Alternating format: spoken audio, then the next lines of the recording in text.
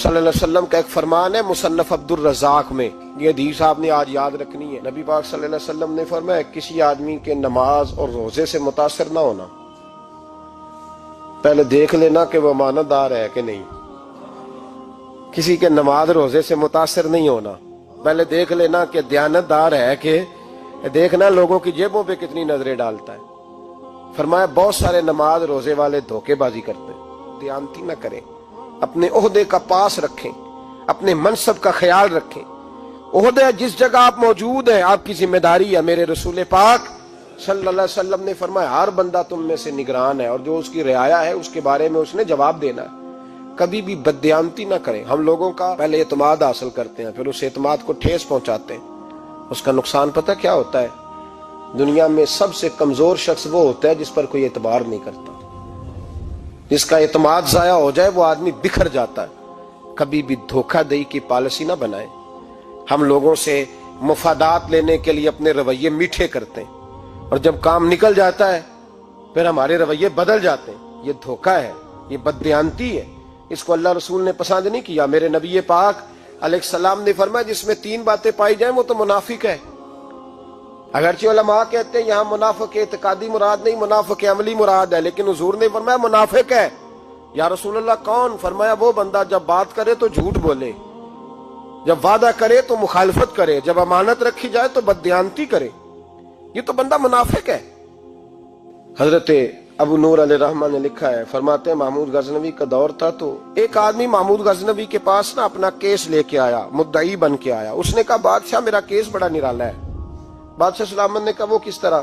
کہنے لگا یہ میرے پاس ایک تھیلی ہے، میں نہ سفر پہ جانے لگا تو یہ تھیلی پوری ہیروں کی بھری ہوئی، فلاں علاقے کے جو قاضی صاحب ہے نا، میں جاتی دفعہ میں کہیں سفر پہ جا رہا تھا تو میں ان کے پاس چھوڑ گیا کہ رستہ لمبا ہے، کہیں کوئی مجھ سے چھین نہ لے، ہیروں کی بھری ہوئی تھی۔ کچھ دنوں کے بعد میں واپس آیا ہوں، قاضی صاحب نے مجھے تھیلی واپس کی ہے تو اس میں ہیروں کی بجائے کھوٹے سکے نکلے۔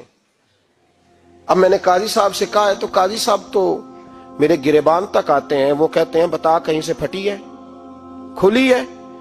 وہ جس طرح ٹانکے لگا کے تو نے سی تھی اسی طرح لگے ہوئے ہیں کہ نہیں؟ تو حضور لگے بھی بالکل اسی طرح ہے، نہ پھٹی ہے نہ کھلی ہے۔ اب میں لٹ گیا ہوں، میری کل عمر کی کمائی ضائع ہو گئی، کھوٹے سکے کہاں اور ہیرے کہاں؟ تو مہربانی کریں، اور آپ کی بارگاہ میں اللہ رسول کے نام پر حلف دیتا ہوں کہ میں ہوں بالکل سچا۔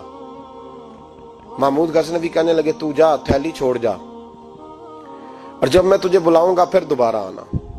وہ شخص چلا گیا۔ محمود غزنوی اٹھے، دربار برخاست کیا، لوگوں سے کہنے لگے چلے جاؤ، میں 3 دن کے لیے سیر کرنے جا رہا ہوں، 3 دن کے بعد لوٹوں گا۔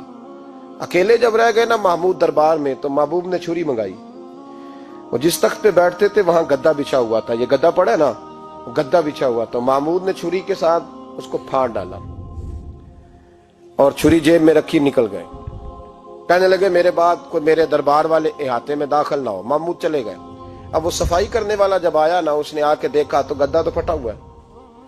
اس نے شور ڈال دیا، پہرے دار بھی آ گئے، فلاں صاحب بھی آ گئے، فلاں صاحب۔ اس نے کہا او خدا کے بندو، اس کا گدا پھٹ گیا ہے، وہ تو مار ڈالے گا۔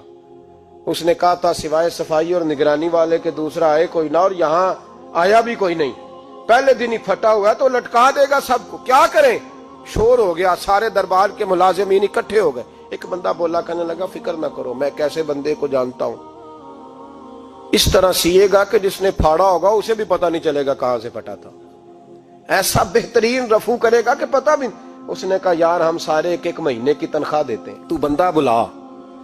وہ بلا لیا اس کو، اس کا نام محمد رفو گر تھا۔ وہ آیا، اس کو گدا دکھایا، اس کا یار اس طرح سینہ پتہ نہ چلے۔ اس نے کہا فکر ہی نہ کرو، میں بڑا کاریگر ہوں۔ بڑے بڑے کاریگر لوگ نہیں ہمارے ملک میں پائے جاتے، کوئی نشان چھوڑتے ہیں پیچھے؟ بڑے کاریگر کا پیسے ہونے چاہیے، بڑے بڑے کاریگر بندے۔ آپ یقین کریں ایسا فلسفہ، یہ عمرہ عبادت ہے نا، سرکار دو عالم صلی اللہ علیہ وسلم کی بارگاہ کی حاضری بڑی نعمت ہے نا۔ تو سعودی گورنمنٹ نے پابندی لگا دی، خیر ان کی بھی زیادتی ہے، اس طرح کی پابندیاں شریعت اسلامیہ میں جائز نہیں۔ اللہ کے گھر مسلمان جب چاہے جا سکتا ہے، لیکن وہ کہتے ہیں جی 2000 ریال دے جس نے 2 سال بعد بھی آنا ہے۔ انہوں نے پابندی لگائی تو ہمارے ایجنٹوں نے بھی کئی خاص ٹریننگ حاصل کی ہوئی ہے، پتہ نہیں کہاں سے سیکھ کے آئے، انہوں نے بھی رستہ نکال لیا۔ ایک صاحب سے میں نے کہا کہ جناب وہ 2000 ریال لگ گیا تو کیا کرنا ہے؟ کہنے کوئی مسئلہ نہیں، پاسپورٹ نواں بنوا لو، گنجائش ہے، یعنی ہر شے کا حل ہے۔ اور میں نے کہا یار اب عمرہ کرنے جاتے وقت بھی بندہ دھوکہ دے کے جائے، اللہ کے گھر جاتے وقت بھی اس طرح کی حرکت کرے، کیا حال ہو گیا؟ ہر چیز کا لوگوں نے حل نکال لیا، ہر چیز کا لوگوں نے سٹائل بنا لی۔ ایسا نہ کریں، یہ درست نہیں۔ احمد رفو گر کہنے لگا اس طرح سیوں گا کہ پھاڑنے والے کو بھی پتہ نہیں۔ ان کا پیسے لے یار تو سی دے۔ اس نے سی دی، اگلے شام ہی لا کے بچھا دیا گدا۔ تیسرے دن بادشاہ سلامت آئے، آ کے پہلی نظر گدے پہ ڈالی، اس نے بلایا سب ملازمین کو، کہا کس نے سیا ہے؟ کہا جناب کیا ہوا؟ کہا یہ پھٹا ہوا تھا۔ کس نے؟ کہا نہیں پھٹا ہی نہیں۔ وہ کہنے لگے بنو بات، میں خود پھاڑ کے گیا تھا، تو بتاؤ صحیح سیا کس نے ہے؟ کہا جناب آپ پھاڑ کے گئے تھے تو بتایا کیوں نہیں؟ فرمانے لگے اسی لیے تو بتایا نہیں تھا کہ تم خود تحقیق کر لو، بلاؤ بتاؤ سیا کس نے۔ تو بلا لیا، احمد رفو گر آ گیا۔ اس کو جب بلا کے سامنے بادشاہ کھڑا کیا، کہا بھئی تو نے سیا ہے؟ کہنے لگا حضور آپ کے سارے ملازم کٹھے ہو کے آئے تھے، میری غلطی کوئی نہیں۔ کہا نہیں یار تو بڑا کاریگر ہے، میں نے اپنے ہاتھ سے پھاڑا تھا پر مجھے بھی نہیں پتا چل رہا کہاں سے پھٹا تھا۔ اچھا یہ بتا یہ تھیلی جو ہے یہ بھی تو نے سی تھی؟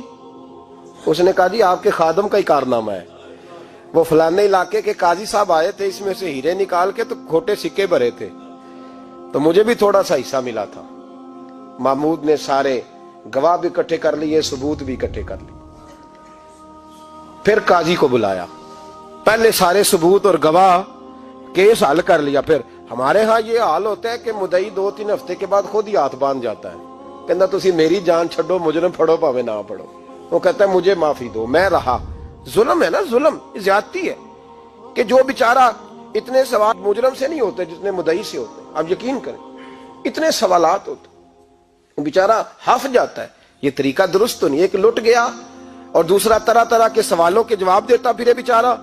سارے ثبوت اکٹھے کر کے قاضی صاحب کو بلایا، تنہائی میں لے جا کے محمود غزنوی نے کہا قاضی صاحب آپ سے غلطی ہو گئی، غریب آدمی تھا، وہ لٹ گیا ہے، اس نے تو بڑی مشکل سے کچھ ہیرے جمع کیے تھے اور اس کی کل کائنات تھی، تو آپ اس کا مال اسے دے دے، بات ختم۔ قاضی صاحب کہنے لگے آپ مجھ پہ الزام لگا رہے ہیں، سوال ہی نہیں پیدا ہوتا۔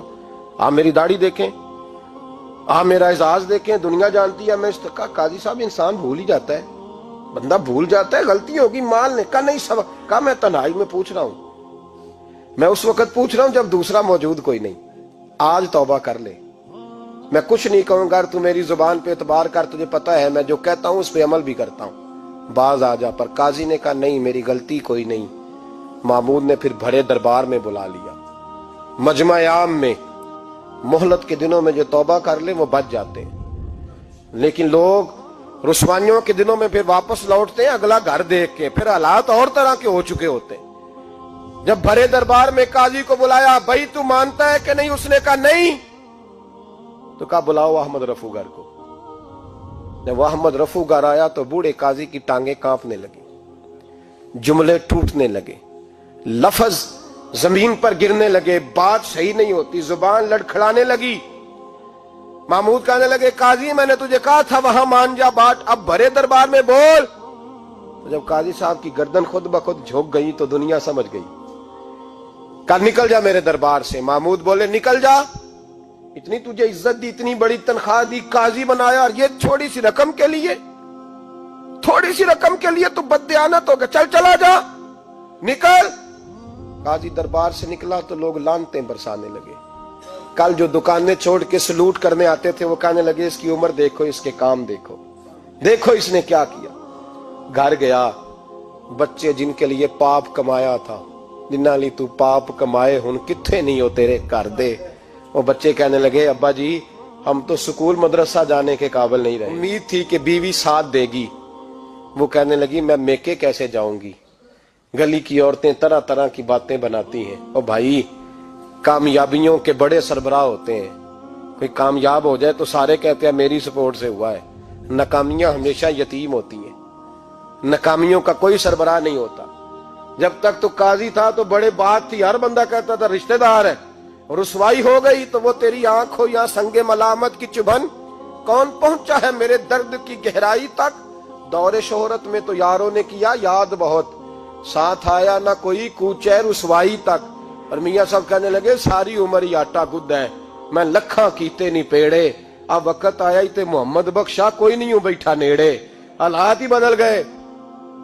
قاضی خاموشی سے اندر چلا گیا، اپنی رسوائی سمیٹ کے بستر پہ لیٹا، نہ روٹی کی بھوک لگی، نہ پانی کی پیاس لگی، نہ نیند آئی، ساری رات تڑپتا رہا۔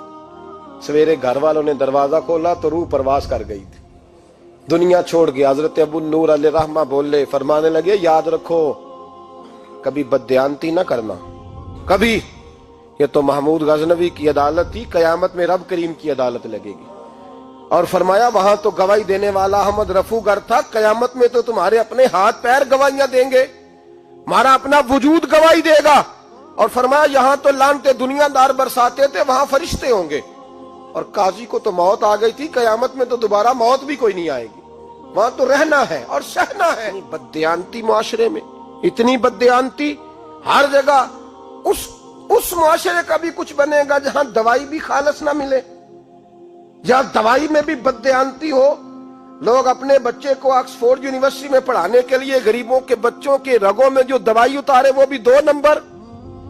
اتنا بڑا بھی کوئی بددیانت معاشرہ ہوتا ہے کہ لوگ یہاں تک دھندا کریں، یہاں تک کہ لوگ لوگوں کی زندگیوں سے کھیل جائیں اور ہمیں احساس تک نہ ہو کہ کوئی مر جائے گا، کوئی ڈوب جائے گا، کیا بنے گا۔